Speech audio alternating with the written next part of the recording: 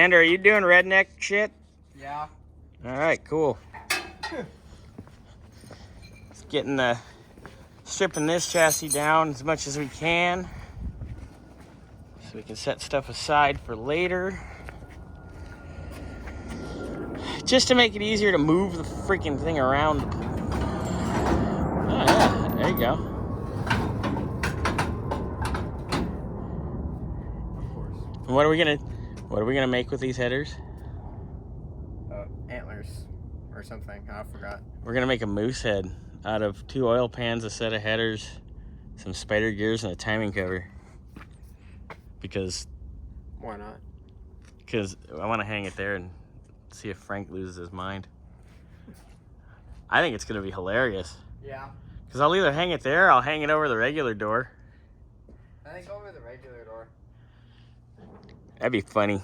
All right, so Xander's getting this wrapped up because we're getting out of here at 1 today. We're just playing. I got the winch done, all wired. I just need some P-clips to tidy up my wiring.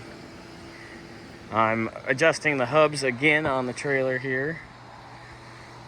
That rear clip's got to go in the scrap pile, which it's kind of hard to get to right now, but we'll figure it out.